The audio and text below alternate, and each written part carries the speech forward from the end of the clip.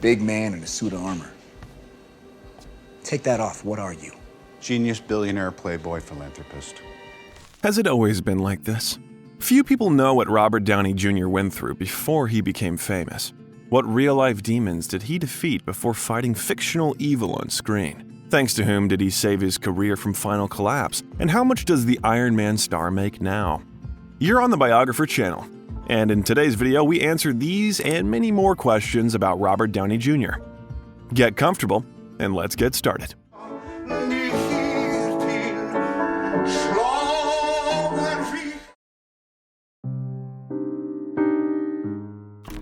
Robert Downey Jr. was born on April 4, 1965 in Manhattan, New York City. He's the youngest of two children of Robert Downey Sr. and Elsie Ann. He is a year and a half younger than his older sister Allison. His father, Robert Downey Sr., was half Lithuanian Jew and quarter Hungarian Jew, and another quarter Irish. He was a well-known actor and director of underground cinema. Robert's mother starred in his films. Elsie Nee Ford was an actress of Scottish, German, and Swiss ancestry. She also helped her husband write scripts for his films. Notably, Robert Sr. originally had the surname Elias, but later forged his birth certificate to enlist in the military. He considered that it would be easier to serve not with a Jewish surname, but, for example, with an Irish one, like Downey. The children grew up in Greenwich Village in the western part of Lower Manhattan, and by saying that Robert Jr.'s childhood was unusual was just like saying nothing. He grew up in a bohemian environment surrounded by artists and actors, and his father, who made amazing art house films, had some problems with some things. He was addicted to illegal substances, which, as a result, surrounded Downey Jr. when he was only 6. His father allowed him to try 420. Of course, years later, Robert Sr. admitted that he made a mistake about which he was very sorry, but at that time, their way of spending time became something like establishing an emotional bond between father and son. When my father and I would do drugs together, it was like him trying to express his love for me in the only way he knew how. As a result of this wild lifestyle as a child, Robert began to abuse alcohol every night and make 1,000 phone calls in pursuit of a dubious hobby. The entire childhood of young Robert passed in front of a 16mm film on which family events were recorded. His father filmed everything around him, from holidays and family quarrels to sometimes meaningless conversations or sunny days. That man truly loved his work, and his films, full of black humor, satire, images, and artistic allegories, were the best indicator of what kind of person he was.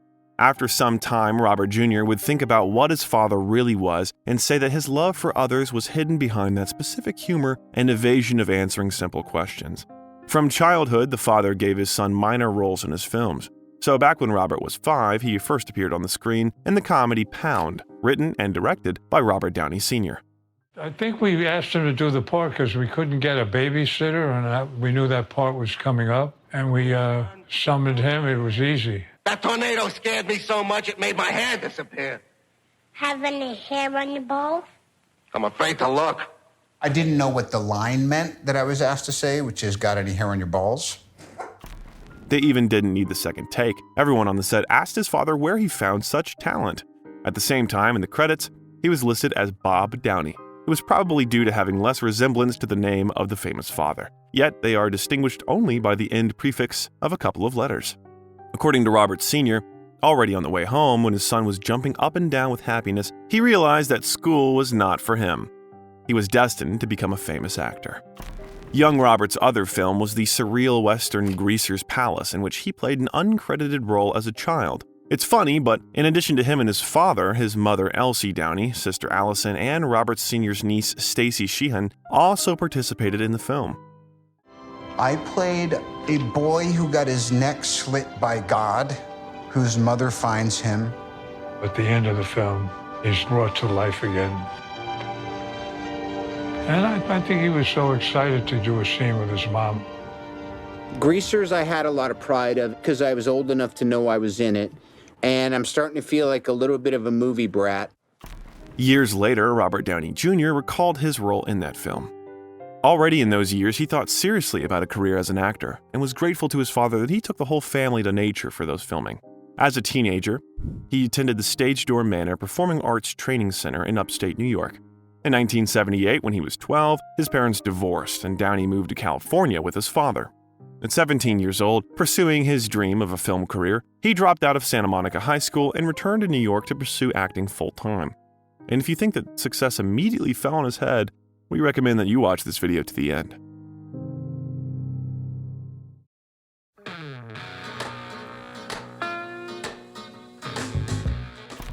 "18-year-old Robert already had some fame at that moment, but no one was waiting for him with open arms. Firstly, because his father partially provided him with fame, and secondly, the guy's bad habits spoke louder about him than his acting merits. At first, he began to rely on theatrical roles, such as in Norman Lear's short-lived off-Broadway musical American Passion in 1983 at the Joyce Theater. A couple of years later, Robert became part of the new, younger cast of Saturday Night Live on television. There, for example, he read a monologue on behalf of a suitcase. "I know why whales beach themselves. Spider-Man told me!" But after a year of bad ratings and criticism of the new lineup's comedic ability, he and most of that team were fired and replaced with other talents. Rolling Stone named Downey the worst SNL cast member ever, writing, "Downey fail sums up everything that makes SNL great." Only in the mid-80s, he finally turned up luck and some progress began in his career. In 1984, on the set of Firstborn, where Robert had a minor role, he met actress Sarah Jessica Parker, and they began an affair. The actress wanted to re-educate the bully Downey, but it was difficult for her, and over time, Robert's problems caused their breakup. After 7 years of a relationship, the actor didn't decide on marriage, so the couple ended their relationship. Meanwhile, he was allowed to show himself in the drama Tough Turf, directed by Fritz Kirsch. It was a supporting role in a low-budget film starring James Spader and Kim Richards. Robert became good friends with James, playing the role of his partner Jimmy, and there was a legend that he even named his cat Jimmy after Spader.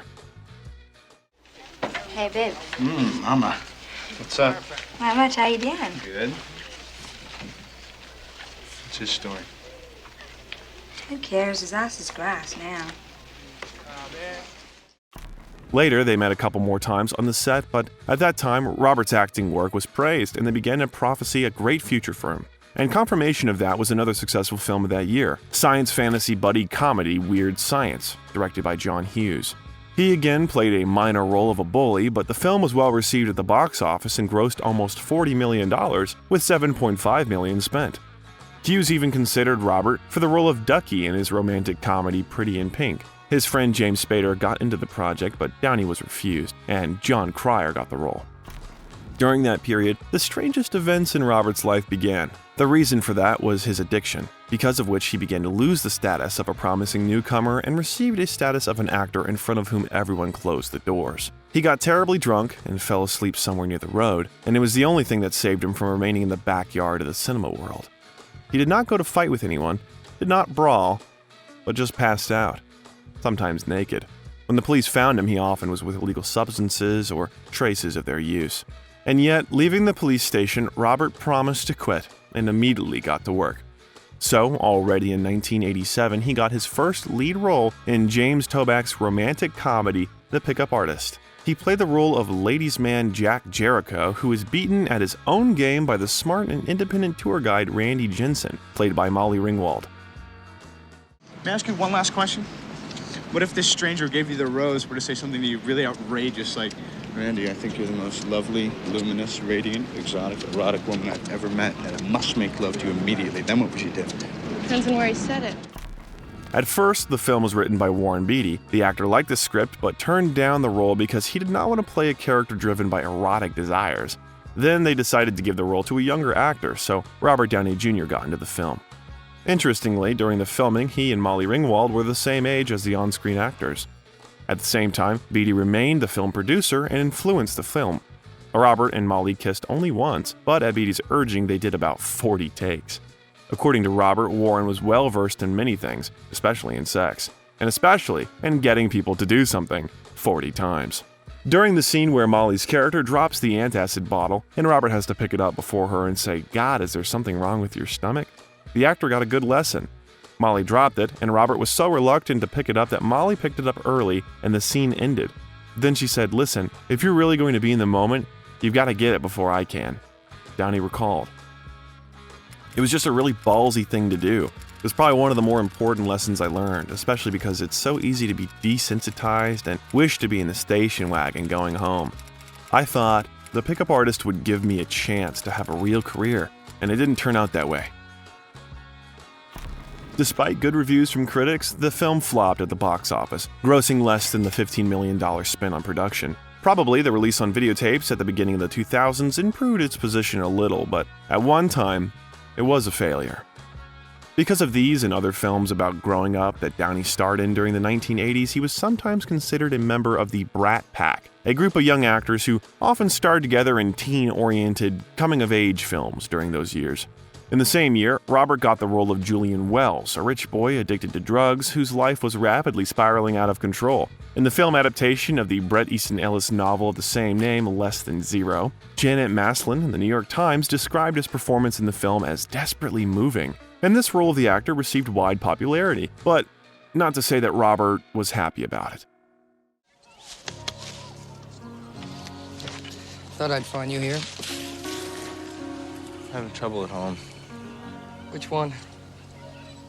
All of them. During pre-production, director Marek Kaniewska suggested that Robert Downey Jr. and Andrew McCarthy go to a party to get into character. As a result, the party ended with Downey howling at the moon in the middle of Santa Monica Boulevard, and McCarthy had to get him out of jail in the morning. According to the actor, the role was like the ghost of Christmas Future. The character was an exaggeration of him. Then things changed, and in some ways, he became an exaggeration of the character in real life. At first, he was glad that he got a lead role in a difficult but wonderful film. Years later, in his documentary Senior Robert recalled how everyone used illegal substances in that wild era, and he tried to close his eyes to the fact that something was going wrong and did it again and again. When I did Less Than Zero, that was right around the time that I began. It was obviously not autobiographical for me, but certainly what was similar was young folks, drugs, the 80s. The film, again, did not reach the amount spent on production at the box office, but over time it became a cult classic. In particular for Robert, who was praised by critics, and from that moment, they predicted a great future even more confidently. Less Than Zero allowed Downey Jr. to star in films with big budgets and names like Chances Are with Sybil Shepherd and Ryan O'Neal, Air America with Mel Gibson, and Soapdish with Sally Field, Kevin Kline, and Whoopi Goldberg. They all failed at the box office. Air America was the first film of Robert's career to gross over $57 million, but he had a budget of about $30 to $35 million, which leveled this figure. Robert was in that film for two reasons: the high salary and the opportunity to work with Mel Gibson, whom he had seen in Lethal Weapon 2 a year earlier. Okay, the kid likes to fly.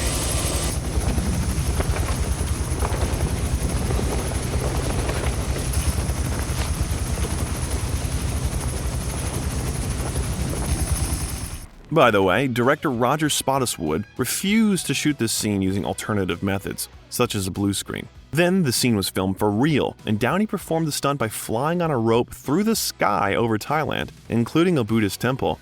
At the end of filming, Robert despised his experience of making that film in Thailand and vowed never to return to that country again as long as he lived. Critics praised Downey almost more than Mel Gibson, despite the box office failure. Their acquaintance on that project would play an important role in Robert's career. It is also worth mentioning another film of that time, the drama about the Vietnam War directed by Ernest Thompson, 1969. Robert played along with Kiefer Sutherland and Winona Ryder. Interestingly, Downey and Kiefer Sutherland were roommates for 3 years when he first moved to Hollywood to pursue his acting career. Alas, the film also failed at the box office. A huge project in the 90s for Robert was Richard Attenborough's biographical comedy Chaplin. The actor got the lead role and did not want to lose face. Robert prepared diligently for 9 months, studying the manners and acting antics of Charlie Chaplin. He watched the films of Charlie and once admitted in an interview, What did they give you? They freaked me out. You could watch them, screening them at the same time, and you'd see that he had this thing that he never lost, but his ability to innovate and communicate, and how practiced and loose it was. I mean, it was just the ultimate education. He also visited the Museum of the Moving Image in London and convinced the staff to let him try on one of Charlie Chaplin's little tramp suits and boots. The latter fit him perfectly, and in one of his pockets he found a cigar butt, which he has treasured ever since. During preparation, Robert had a trainer who helped him imitate Chaplin's postures and demeanor. He worked on his English accent and learned to play tennis and the violin with his left hand. Because of the similarity in height and build, everyone saw Chaplin in him.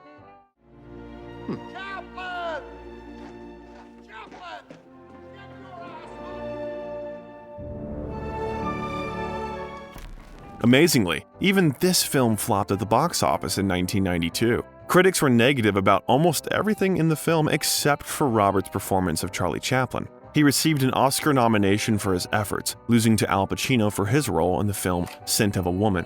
But he received his first British Academy Award for Best Actor.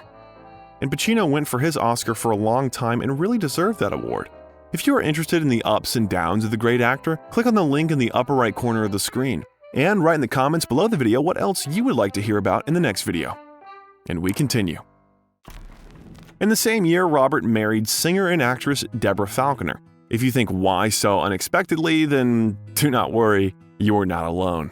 The couple got married just 6 weeks after they met, and a year later, on September 7, 1993, their son Indio Falconer Downey was born. Everything seemed to be going well, and Chaplin should make Robert an A-list actor, but that didn't happen. It was already the 12th failed project in the actor's career. Somehow, Robert did not disappear from the screen and did not play in the films of Category B. And in 1993, he appeared in 3 more films, which also failed. In Hearts and Souls, directed by Ron Underwood, Robert had the role of businessman Thomas Riley, recruited by the souls of 4 dead people, his guardian angels since childhood, to help them fix their unfinished lives.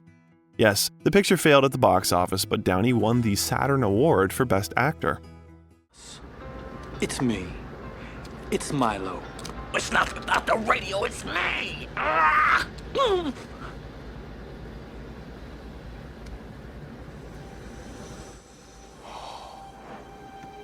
Contact. Hope he doesn't take this badly.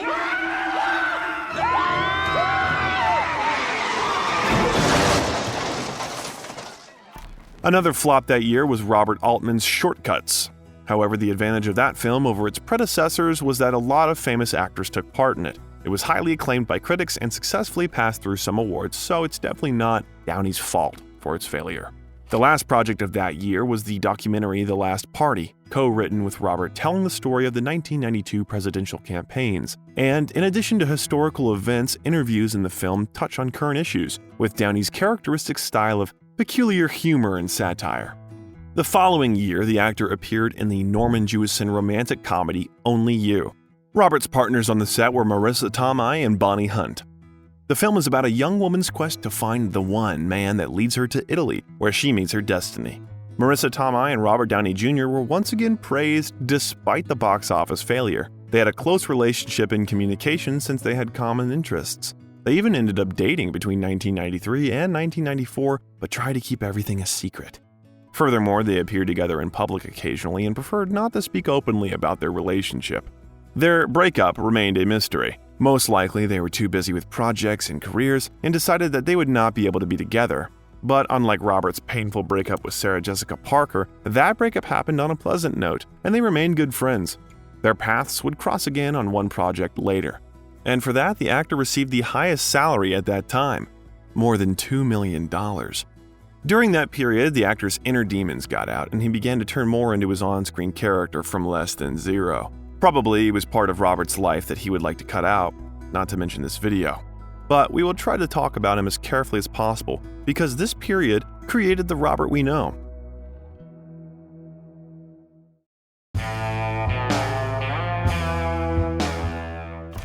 The mid-90s is a period that Robert does not like to remember. The actor's career was sinking, and it seemed that there was nowhere to fall further.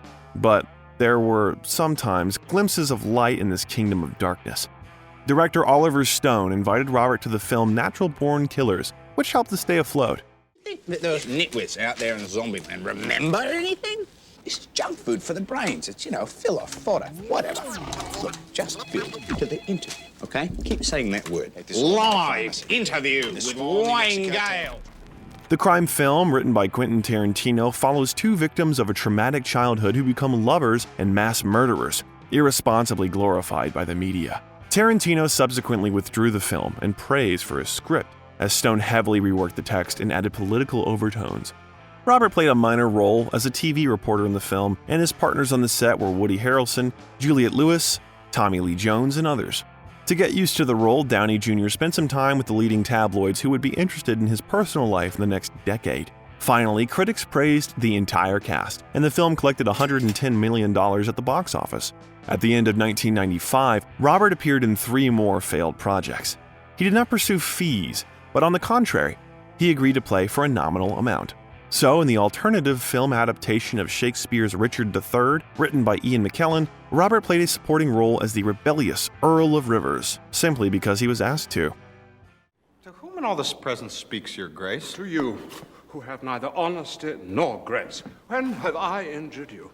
The other 2 projects of that year were the historical drama Restoration, where Robert had the lead role of a 17th century medical student exploited by King Charles II, and the family comedy Home for the Holidays, directed by Jodie Foster. Those films had an ensemble of actors, so Robert's failure was not evident. Perhaps he would have continued to flounder in this swamp, never becoming a great actor, and perhaps he would have swum into a big game long ago if not for his addiction, which had grown in earnest by that moment. Despite strong mutual feelings, the family life of the star spouses quickly began to collapse due to Robert's dangerous attachments. Taking the place of Sarah Jessica Parker, Deborah, as successor, also tried to save the actor from himself and was defeated. But at that time, the beloved actor had their child, the son, Indio. Therefore, getting a divorce was not so easy.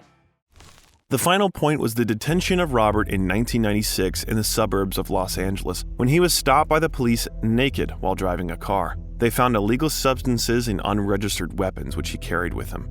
He faced 3 years in prison. The actor spent half a year behind bars and was released on the condition that he regularly daily take a drug test.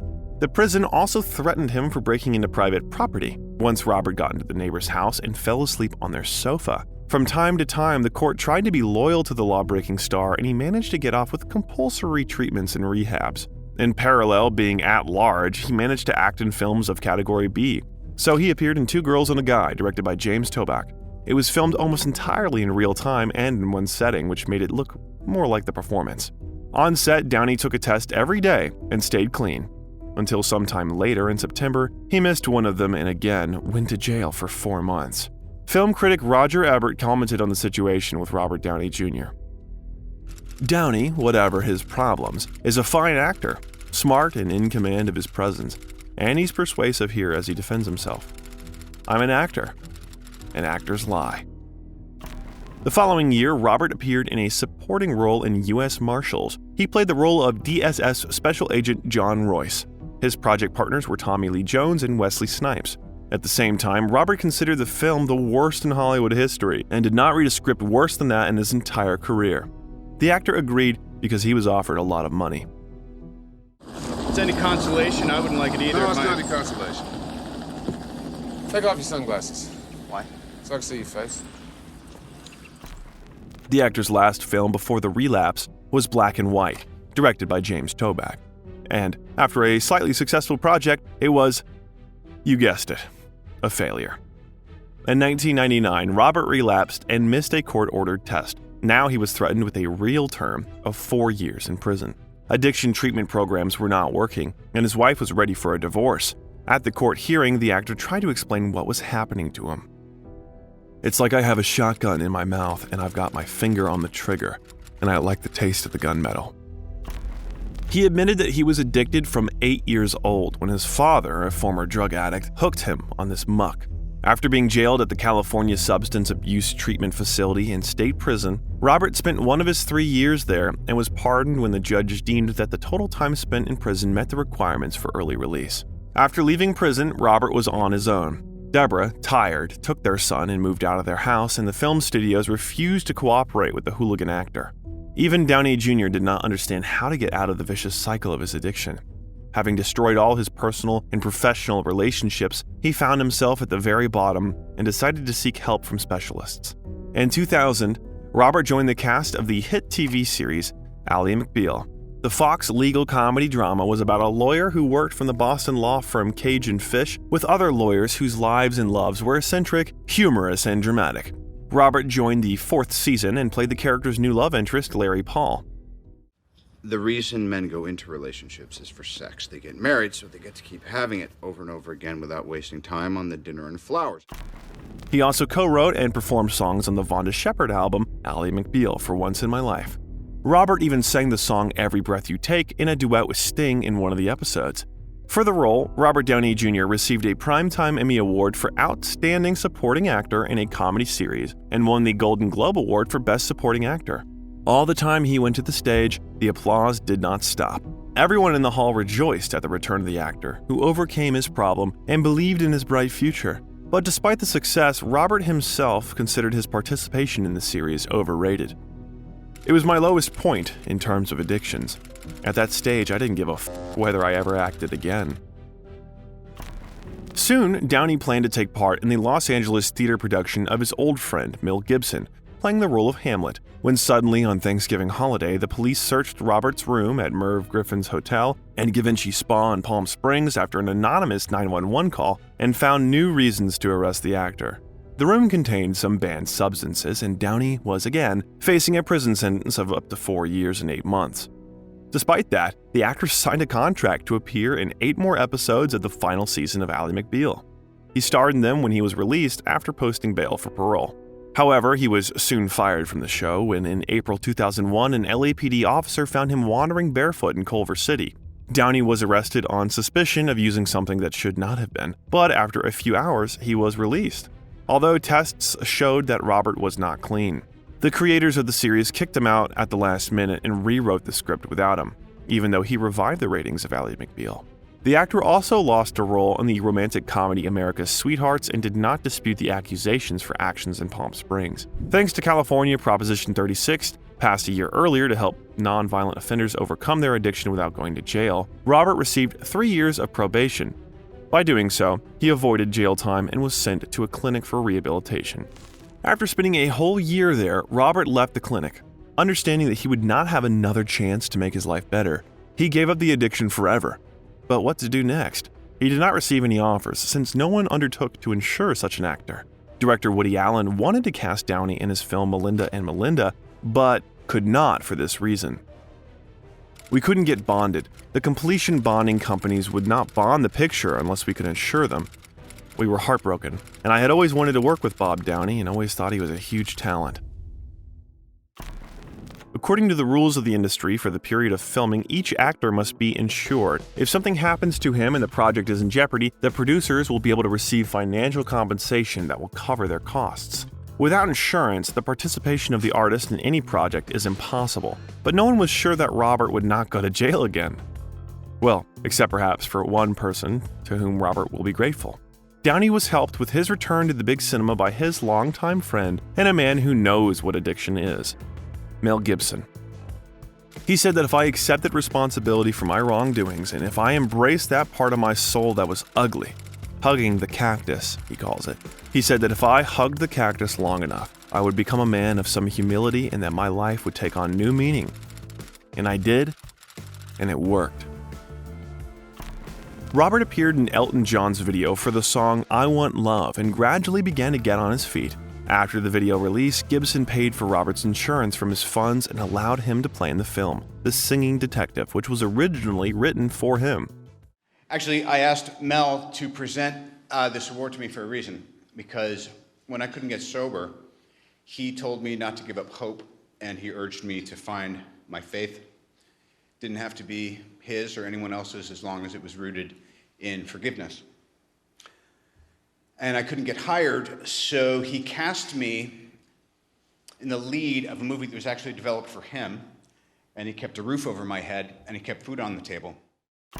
The musical crime comedy film, directed by Keith Gordon, was based on the BBC series of the same name and starred Katie Holmes, Adrian Brody, Robin Wright Penn, and Mel Gibson himself in supporting roles.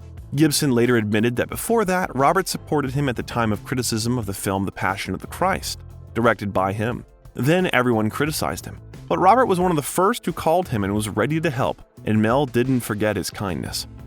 Yes, the films failed and sank into oblivion, but Robert proved to everyone that he could work with him and that all addictions were in the past. That allowed him to receive new job offers. So he was invited to the supernatural psychological horror thriller film directed by Matthew Kosovitz Gothica. I'm trying to help you. Why don't you trust me? The film was made with Halle Berry in the lead role, but surprisingly more critical praise went to Robert Downey Jr., who was kept 40% of his salary until the end of production as insurance against his behavior.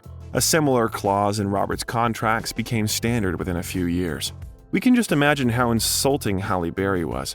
They want to nominate her for the Golden Raspberry. In addition, Robert broke her arm during the filming of the interrogation in the hospital. By chance, of course, the actor was supposed to grab Holly's arm and twist it, but he did it too hard and her arm broke, causing production to be put on hold for 8 weeks. However, the project has become a symbol of the rebirth of the star's career and a sharp turn in his personal life. On the set, the actor met producer Susan Levin, whom he liked very much. Despite Susan's 2 refusals to date, Robert still won her favor. Levin herself later admitted that she was afraid of the inconsistency of the star, whose feelings could cool down after the filming process ended. The main thing I remember about meeting him was thinking how strange he was. I thought he was a brilliant actor, but it didn't go beyond that. I saw him more like a professor or someone's older brother. To understand how strange Robert seemed to Susan, in one interview she recalled a joint dinner with the crew on the set. Everybody else ordered Japanese, but Robert told us how oatmeal was the superfood. He brought his own packets of oatmeal to have at lunch, and he had his box of various herbs and stuff. And then he started doing these yoga moves. Just a couple of weeks later, she agreed to go out to dinner after training and saw him differently, finding him very cute. It turned out that Susan's fears were in vain. Downey was serious. The actor even made a personal tattoo in honor of his beloved with her nickname, Susie Q, on his left arm. And to confirm his intentions, Robert underwent another course of treatment in Los Angeles. In November 2004, in an interview with Oprah Winfrey, the actor touched on this unpleasant topic for himself. When someone says, "I really wonder if maybe I should go to rehab," well, you're a wreck. You just lost your job and your wife left you. You might want to give it a shot. You can reach out for help in kind of a half-assed way, you'll get it, and you won't take advantage of it. It's not that difficult to overcome these seemingly ghastly problems. What's hard is to decide to do it. Fully cured of his addiction, Robert proposed to Susan. They got married on August 27, 2005, and live in a happy marriage to this day. Over time, they had children and created their own production company, Team Downey. In the meantime, against the background of the harmony found in his personal life, the star's career went uphill. In just a few years, several films appeared on the screens at once, revealing the actor from a new side.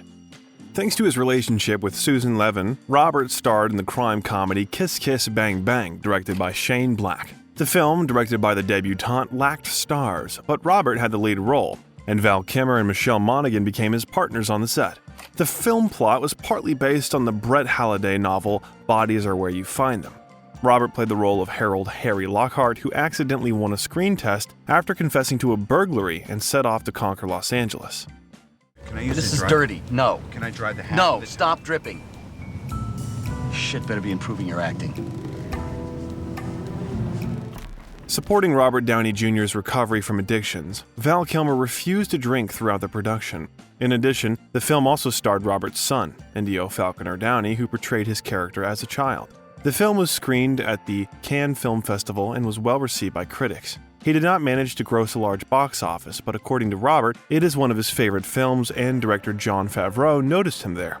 It opened the door to a brighter future for Robert, for which he would thank Shane Black. He also appeared in the badly received family comedy The Shaggy Dog, starring Tim Allen. Robert got the role of the greedy geneticist Dr. Kozak, who steals a sacred dog from a Tibetan monastery that bites Allen's character, causing him to turn into a dog. That's when I discovered the fire. Fortunately, though, the sprinklers went off and put it out before it spread to the rest of the building. Dr. Kozak, there's a document I'd like you to take a look at.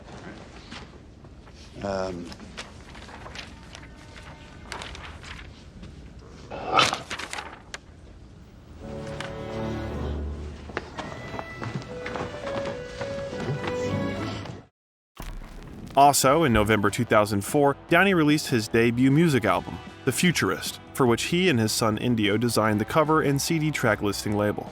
In some songs, the actor himself plays the piano. His composition, Broken, was in the credits of the film Kiss Kiss Bang Bang, and the single Smile was released back in 1993. The song is a cover based on the soundtrack to Chaplin's 1936 film Modern Times, and features lyrics by Charlie Chaplin and Geoffrey Claremont Parsons. The album received mixed reviews, and Robert said that he would probably not make any more music albums. Too little return on energy and effort invested. But the actor did not stop with music. He likes to sing, and after a while he went on stage to do it with Sting.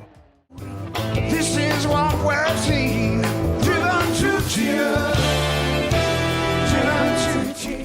In one interview, the actor told the story of their acquaintance and friendship.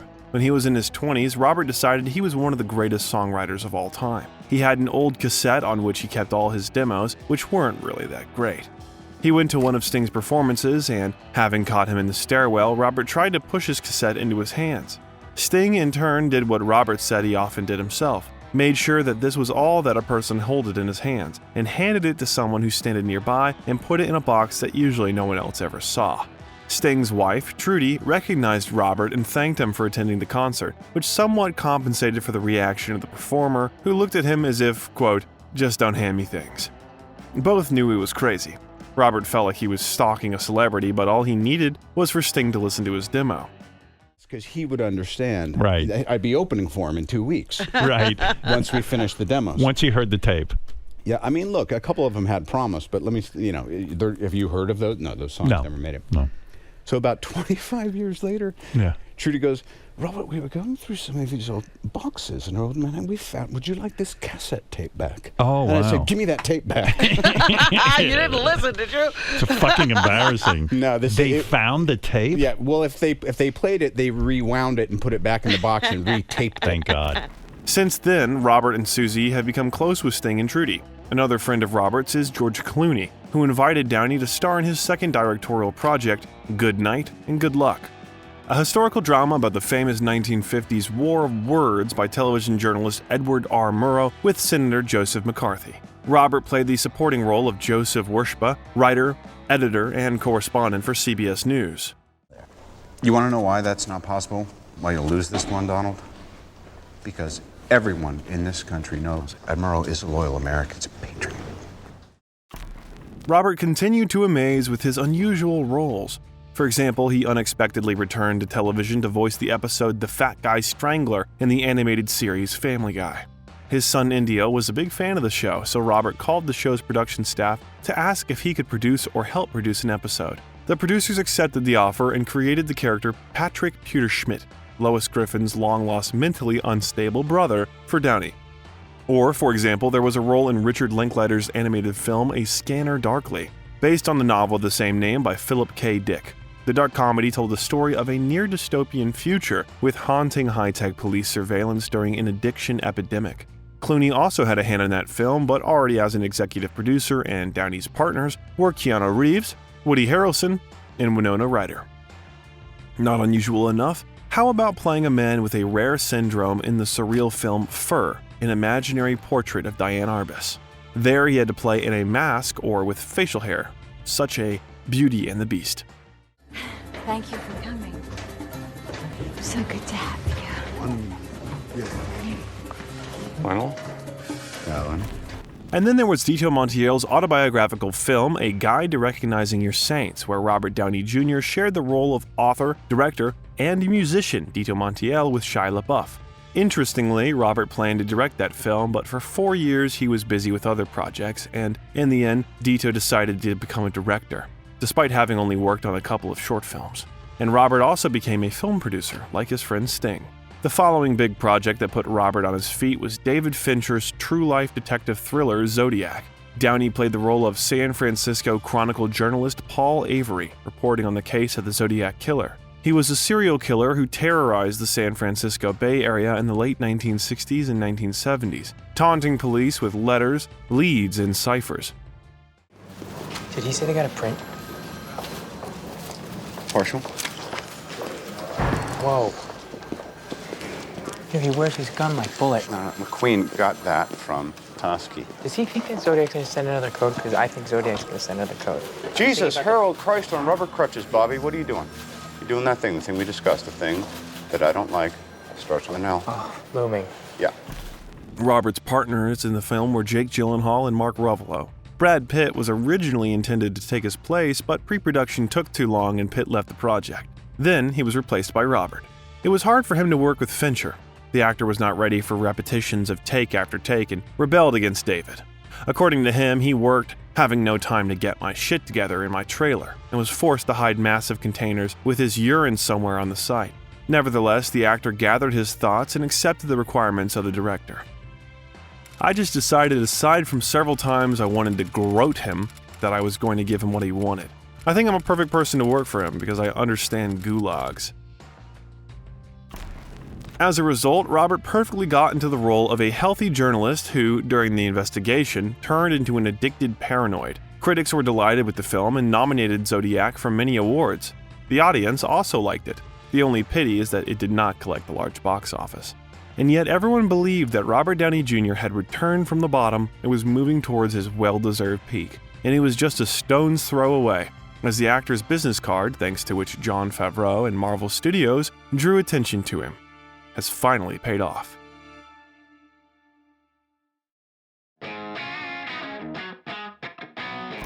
For all the critical success that Robert Downey Jr. has experienced throughout his career, there has never been a real big blockbuster in his career.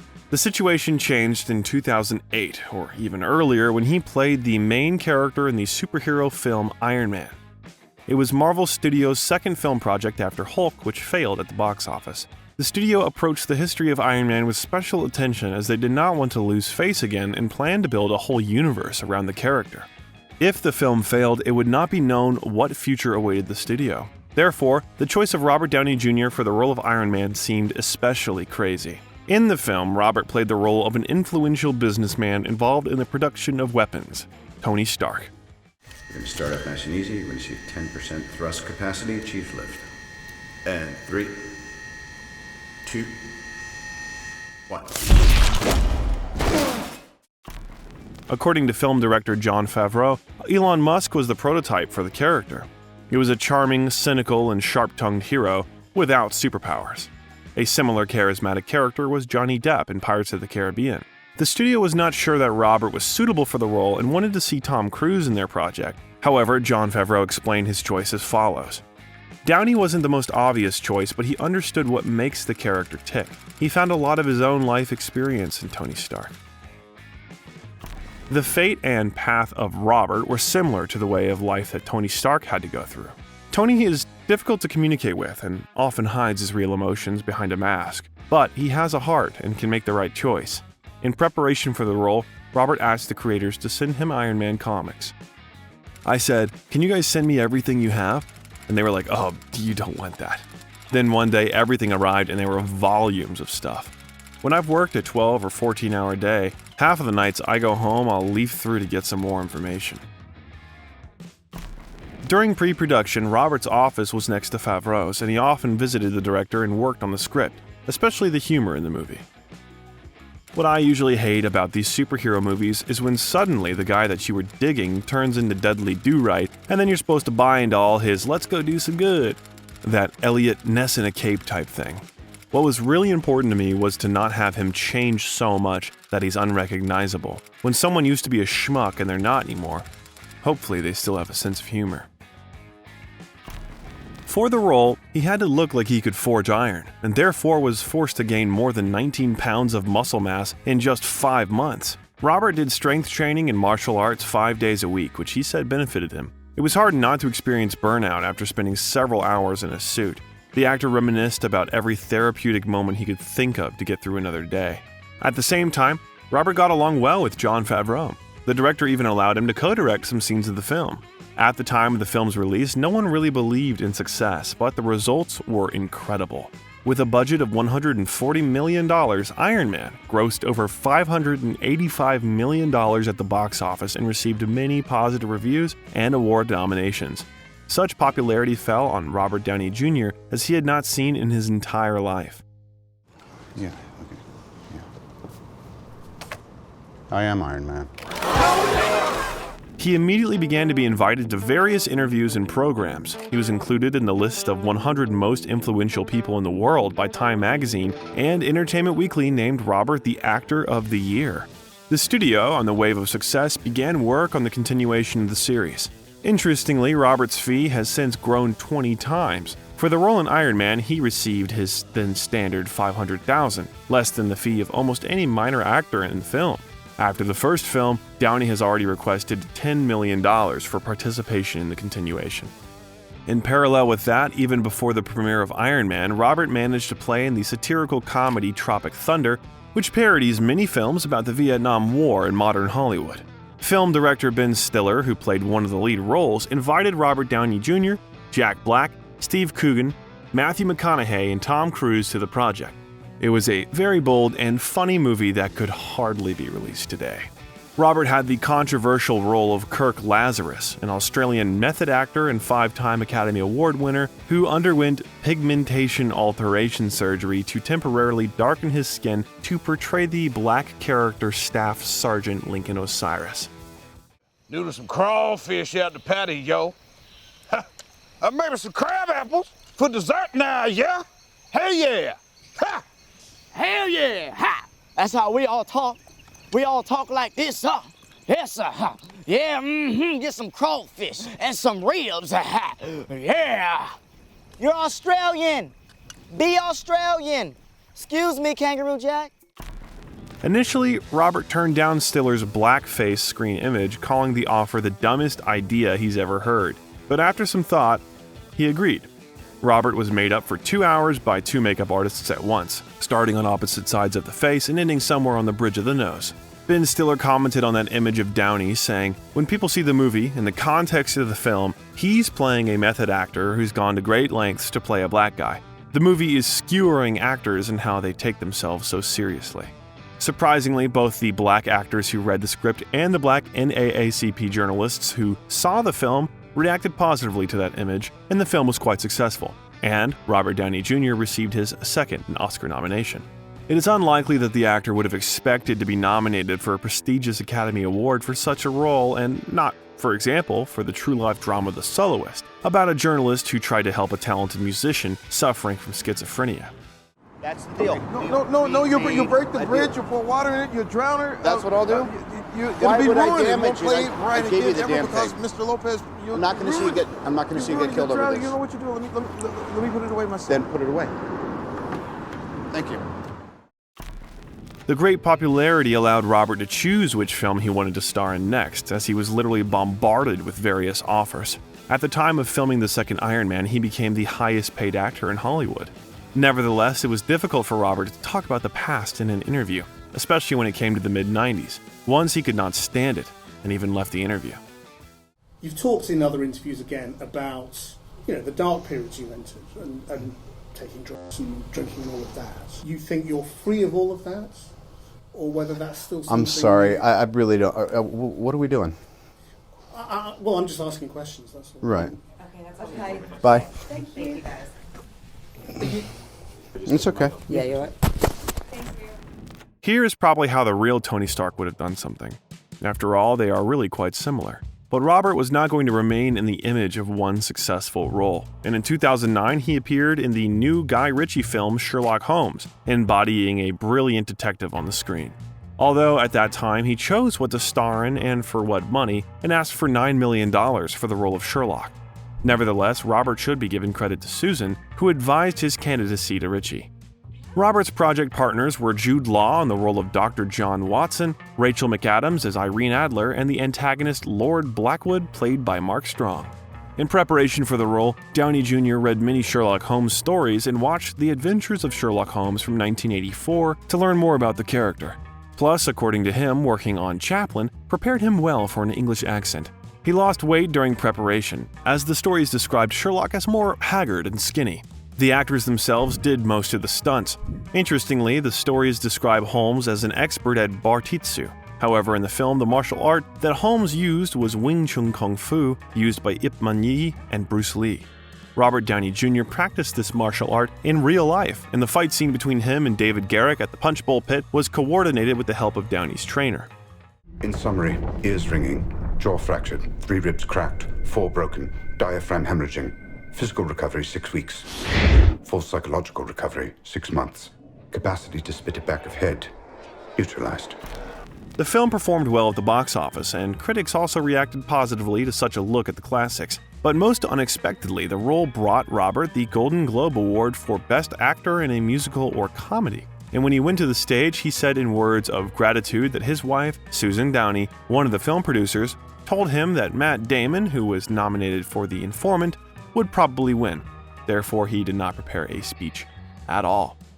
The sequel was also not long in coming, and already in 2011, Robert and Jude Law appeared in Sherlock Holmes: A Game of Shadows. Robert Downey Jr. has already received $15 million for it. Since then, there have been many rumors about a possible sequel. Robert and Jude Law became good friends, and each time when asked if there would be a third part of Sherlock Holmes, they answered that as soon as such an opportunity appeared, they were not against returning to their roles. Meanwhile, Robert continued to conquer Hollywood as a superhero in an iron suit. He regained muscle mass, appeared in the continuation of the solo series Iron Man 2, and became part of a superhero squad called Avengers. So, in 2012, Robert Downey Jr. appeared on the screen in The Avengers along with Chris Evans, Mark Ruffalo, Chris Hemsworth, Scarlett Johansson, Jeremy Renner, and Tom Hiddleston. And Robert had one of the lead roles in this stellar team. Raise the missing mouse. Ship the top tails. That man is playing Galaga. Thought we wouldn't notice, but we did. How does Fury even see these? He turns. Sounds exhausting. Now he fought not for his freedom and the safety of loved ones, but saved all of humanity. His fee rose to $50 million, but it was a penny compared to how much the film earned, because the film was expecting a box office sensation. Over $1.5 billion at the box office and worldwide popularity that fell on the heads of the actors. They became friends on the set, having fun and entertaining the filmmakers in every possible way. The actors became a real family and keep in touch even now. Nowadays, the film industry is full of so many superhero films that it becomes a little sick, but then it was hard not to become a fan of Iron Man and the Avengers. That year was especially successful for Robert, as everything turned out more than perfect in his personal life. On February 7, 2012, Robert and Susan Downey welcomed their first child, Exton Elias Downey. Robert revealed the sex of the child a little earlier than his wife wanted. According to her, Susan was not angry with him, but the agreement was not to talk about it ahead of time, Robert joked to reporters. "If I told you the name, then she would lop off my head with a machete." He was his second son, so Robert knew how to raise a boy. But what he probably didn't know was how to bring up a girl. On November 4, 2014, the couple had a daughter who was named Avery Roelle Downey. The second name, Roelle, was chosen for a reason. It was made up of the names of her grandparents. Robert, as always, wrote the following on the Facebook page. After 9 months of intensive development, Team Downey is pleased to announce our 2014 fall/winter project. Principal photography commenced 11 to 14 and will continue until she says, "Dad, you are embarrassing me. I'm 30. This has got to stop." At the same time, Robert continued to appear on the screen in his popular image and played in Iron Man 3. By the way, it was directed by Shane Black.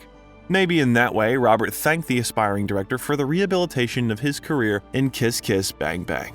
Then Robert reprised his role in the successful Avengers Age of Ultron, played in the confrontation with the hero Chris Evans in Captain America Civil War, and performed a cameo of Tony Stark in Spider-Man Homecoming, where many years later he reappeared on screen with Marissa Tomei. And yes, he suggested Tomei be cast as Aunt May, Peter Parker's aunt.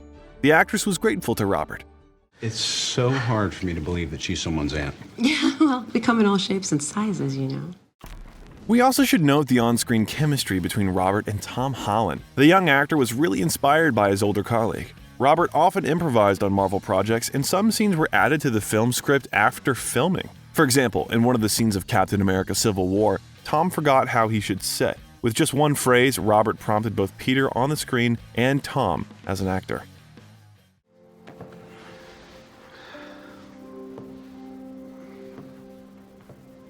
I'm gonna sit here so you move the leg.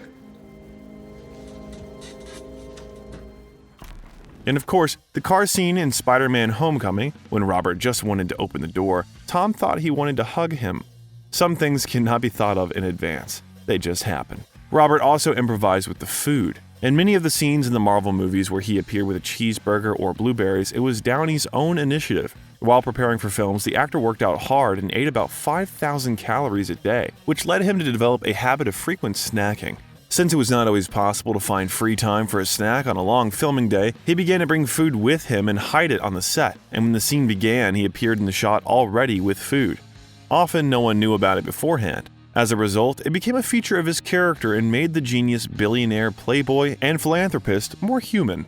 In the end, Tony Stark saved almost all of humanity from extinction in the final two films, Avengers Infinity War and Avengers Endgame, where Thanos was the main evil in the universe. The prepared finale for his character was sad, but worthy.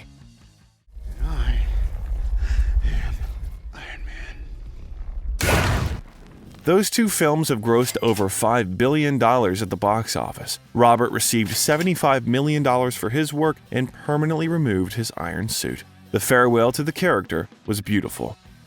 On a podcast following the release of Endgame, the actor admitted that his now immortal ending line wasn't the only option, and he's not even sure if it was written by one of the writers. The idea of Tony Stark hurling a bunch of profanity in Thanos' face moments before he dies really sounds like what this character is capable of. But as Robert admitted, correct answer is, I am Iron Man. We need to go right back to the first film and have his dying words be the words of his origin. We love a bookend. What does he think about the end of his long story? I had an incredible 10-year run that was creatively satisfying. It was very, very, very hard work, and I dug very deep. But I have not been forced to explore the new frontier of what is my creative and personal life after this. Fortunately, at the end of the era in Marvel films, Robert Downey Jr. has not disappeared anywhere and is not going to end his film career.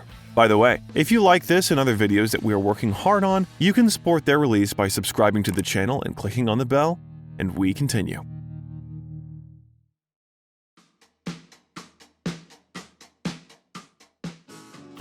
Yes, the decade as a superhero in an iron suit was incredibly bright and intense, but it flew by quickly. And aside from his appearances in the Marvel Universe, Robert hasn't sat idly by. In 2010, he appeared with Zach Galifianakis in the black comedy road film Due Date, directed by Todd Phillips. According to the plot, this rather bright acting duet turns out to be involuntary fellow travelers on a journey, and Robert's character has to find a common language with the unbearable character of Zach. The film received mixed reviews from critics but was well received by audiences and grossed $211 million at the box office. My stuff? I grabbed it right before they zip-tied me. Rally monkey? You got my wallet? I didn't see your wallet. Where's my bag? I saw your bag, but I didn't grab it because my hands were full, had this thing in my hand. After that, Robert decided to add to his superhero filmography the legal drama The Judge, directed by David Dobkin. The newly created production company of the married couple, Team Downey, participated in its production. Robert's partner on the set was Robert Duvall. The plot told the story of a successful lawyer played by Robert Downey Jr., who returned to his hometown for his mother's funeral and learned that his father, the city's judge, was suspected of murder. The picture was received by critics ambiguously, but everyone noted the great work of Robert Downey Jr. and Robert Duvall. Duvall received various nominations for the Best Supporting Role. But commercially, the film failed to become very successful due to the high budget for such a project. You didn't make it anywhere near the mill. Okay. What? Did you? You hung me out to fucking dry with Dwight Dickham because you held out on me. I told you everything I knew. Wrong! You told me everything. You started it. No, guys, come on! Get out of my way! Get out of my way! Cut it out! The failure of his first production film saddened Robert, and he tried not to act in anything other than Marvel films anymore. But he got a small cameo in the successful film Chef, where he was invited by his good friend from the same Marvel Universe, director Jon Favreau. Friendship and words mean a lot to Robert. He doesn't waste words. At one time helping Robert out of the terrible situation in which he found himself at the beginning of the 2000s, his friend Mel Gibson said that the day would come when he would have to repay someone the same. However, Mel hardly guessed that this someone would be himself. In that same 2011 speech, Robert asked the Hollywood public to give the stranded Gibson the second chance he had given him, and in 2017, Mel's film Hacksaw Ridge received 6 Oscar nominations and saved his career. At the same time, big money did not spoil Robert, and he remained an ordinary person with a human attitude to life.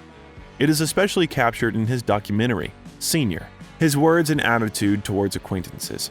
So one day, Jamie Foxx shared a story about how his 4-year-old daughter asked him if he knew Iron Man and asked her father to invite him to her birthday. Yeah, of course I know him. I mean, what you need? Can he come to my birthday? Can you make it happen, Daddy? And I was like, yeah, why not? And this is at his height. This is when everything is going. And I text him and I said, listen, man, my daughter, you know, she loves Iron Man. If you got time, you know what I'm saying, you know, if you'd stop by. And this is the day before her birthday. It's Saturday. Sunday is the birthday. He texts back, he says, is 12 o'clock noon good? Robert tries to be a good father and spends time with his children. Recently, for example, they shaved the actor's head together and decorated it for Halloween. In the past few years, the actor's family has spent a lot of time together. Robert cherished the minutes with his father, who suffers from Parkinson's disease. For his sake, he repeated the tradition from his childhood to film something with his family, as Robert Sr. did. At one point, Team Downey was working on a documentary about another Hollywood father-son duo, but the project failed. Then director Chris Smith offered to make a film about Robert Downey Jr. He thought for a bit and said, "No, but I'll do something on my dad." And a painful 3-year filming began. But no one knew what would come of it. This whole project sadly started off for me, honestly. It was an avoidance pattern. How do I deal with the fact that this larger-than-life character, who I spent so many years influenced by, is not well? It turned into this, Gordian knot because he became so obsessed with the project. Susan asked, "What is this project?" And I was like, "I don't know, but we can't stop." It really could have gone to hell in a handbasket. Surprisingly, as soon as filming began, Robert Downey Sr. was already actively looking for opportunities to take on the project on his own. Rather than open up about his life and give extended interviews, he took over the production quickly and decided to make his film within the film. No matter what Susan and Robert Downey Jr. wanted to achieve, Sr. had his vision of the project and took an active part in its creation, being both an actor and a director of shots with himself. He ended up participating because he had the way he was willing to participate, which again, now in reflection, makes sense because this is a guy who always communicated through his movies, much more than ever articulating any responses. To do it by making a movie or his version of it, it just kind of ends up making sense. According to Robert Downey Jr., he forgot that the cameras were rolling for most of the production. He didn't even know if this was coming out, so he didn't think about it like, well, you'd better make sure that stupid fucking beanie you're wearing looks right on your head. He didn't think about any of this, and he just enjoyed the last opportunity to talk heart to heart with his father and ask as many questions as he could, which he always wanted to know the answers to. Unfortunately, he didn't receive answers to all questions in the final scene with the two men, which happened to be the last time they were together. Robert hardly watches the final 20 minutes of the film and, wiping tears from his eyes, admits that he did not try to make some tearful picture. It brought back many shared memories, and they were trying to find the right balance. I wouldn't say Chris was happy that it went this way, but it's much more like real life. We don't get the answers we want when we want them. This is not a Disney Plus thing going on here. This is real life. Things are inconclusive. Things are unfinished. There's a lot of uncertainty, and you have to make peace with that. Strikingly, the chaotic documentary was voted the best of the year by the National Board of Review and is currently considered the best project of Robert Downey Jr. on review aggregator Rotten Tomatoes. It really helped the film tremendously when suddenly you just come out from behind a tree and sing this thing.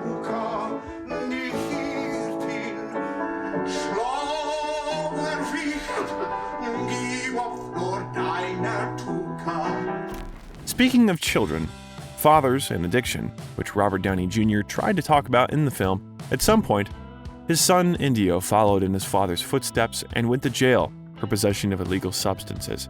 Robert reacted quickly. Indio was released on bail of $10,000 and apparently was reprimanded because he turned to specialists to get rid of his addiction. He soon overcame it, like his father, and declared that he intended to help other people who faced such a problem. In parallel with the work on Senior, Downey's company managed to release several successful serial projects. First, it was a science documentary TV series, The Age of AI, about the use of artificial intelligence in various fields of human activity. Also, there was the historical drama Perry Mason. There, Robert himself could play the role of the detective of the same name. They also worked on the fantasy drama Sweet Tooth, based on the Jeff Lemire comic of the same name. The last film starring Robert Downey Jr. was Stephen Gaggen's adventure film Dolittle. The Downeys also produced the project, and it promised to be Robert's high-profile appearance on screen without a superhero costume. The film plot was based on the story of a famous character from the book The Voyages of Dr. Dolittle by Hugh Lofting. Many famous actors became his partners in the project: Antonio Banderas and Michael Sheen in live-action roles, as well as Emma Thompson, Rami Malek, John Cena, Kumail Nanjiani, Tom Holland, Craig Robinson, Ralph Fiennes, Selena Gomez, and Marion Cotillard voicing an array of creatures. Already breathtaking. Move, please. This is my hiding spot.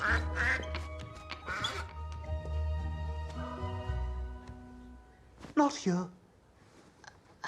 Are you all right down there? No, fine. Unfortunately, the film went through a reshooting stage which increased the considerable budget. In addition, its release coincided with an increase in the incidence of COVID-19 in the world, due to which part of the releases was canceled. Robert even received his first 2 nominations for the Golden Raspberry for the film. Since then, Robert has even switched to a vegetable diet. He decided to do so in response to the climate crisis debate, stating, "I am a one-man carbon footprint nightmare colossus." The actor believes he can do his part to change the situation. To that end, he even created the Footprint Coalition, an organization to reduce the world's carbon footprint using cutting-edge technologies like French insect breeding startup Insect, bio-alternative plastic maker RWDC, and bamboo toilet paper maker Cloud Paper. Meanwhile, Dolittle did not ruin Robert's career. He remains at the top of Hollywood and continues to work on projects that interest him. For example, in May 2022, the filming of the biopic directed by Christopher Nolan, Oppenheimer, ended. The actor played the role of Louis Strauss, a businessman and naval officer who was a major figure in the development of nuclear weapons. Robert is said to have taken pay cuts along with Matt Damon and Emily Blunt to work on the film. Their fees were $4 million each instead of the usual $10 to $20 million. It is also known that Team Downey is working on the long-awaited continuation of the adventures of Sherlock and Watson in Sherlock Holmes 3. The director's chair was taken by Dexter Fletcher, who replaced Guy Ritchie. They say the shooting started when the pandemic suddenly broke out and the process stopped. According to Ritchie, it's up to Downey to restart development on the 3rd film. In addition, the couple took up the expansion of the Sherlock Holmes universe and are creating 2 spin-off series for HBO Max. You are probably wondering where Robert is investing all his financial income. After all, in addition to movie fees, he also earns from advertising of various brands like Apple, Audi, and Xfinity, sales of toys and Marvel products, and even advertising on Instagram. He mainly spends money on collecting cars and houses. I will briefly allow you to swing your camera in there. The end of summer, need to pack, leaving. I was putting up pictures of me and the kids, and the career I had before I retired. Robert has several houses. For example, he has a ranch with a stable in Malibu and a villa like Iron Man with panoramic windows and views of the Pacific Ocean, also in Malibu. But he got his most interesting home in the Hamptons when he bought an old windmill built in the late 19th century. The object was designed by the famous architect and designer Joe Nahim. At the same time, he had only 6 weeks for all the restoration and transformation to be in time before Christmas. It's interesting that the actor also spent money on his own plane. He did it again like Tony Stark. It seems that he still does not get rid of the image of the savior of mankind since, even in real life, Robert is engaged in saving people from scams and identity theft on the internet. Every 6 seconds, someone's identity is stolen, and then last year, 1 million kids had their identity stolen, and I find that very unnerving. The Hollywood A-lister, now a spokesperson for our sponsor, Aura. It's a company that gives people peace of mind in the digital age. Last count, 6.9 billion lost to online crime, which soared past home burglaries. And in general, according to him, now he is only interested in valuable projects that can help someone. Robert eats healthily and regularly practices Wing Chun Kung Fu as a way of working on himself. Robert seems to be doing well now. New films are on the way, and even more are on the way. A film adaptation of the thriller Play Dirty, which will reunite with director Shane Black, a remake of Alfred Hitchcock's Vertigo, and Adam McKay's new political comedy Average Height, Average Build, where he will work with Robert Pattinson. Also, Park Chan-wook and Don McKellar's The Sympathizer with Downey Jr. in several supporting roles is under development. The series is an adaptation of the Pulitzer-winning novel by Viet Thanh Nguyen, which tells the story of a double agent during the Vietnam War. We rejoice at the success of Robert and wish him even greater heights, more new interesting roles, and long life. We are sure he has more to come. Robert Downey Jr. can be considered lucky. Not everyone manages to save his career being in the position in which he was for a long time. He proved by his example that nothing is impossible. A person can change and achieve success even when most people around stop believing in you. You can find out even more similar success stories if you watch other videos on our channel. We review the ins and outs of Hollywood, tell the most interesting facts from the life of your favorite stars of cinema and the music industry. Click on the icon that appears on your screen to find out more. And that's all for today. Thanks for watching it to the end. You can like it and subscribe to our channel to be the first to see new videos. Biographer was with you. See you soon.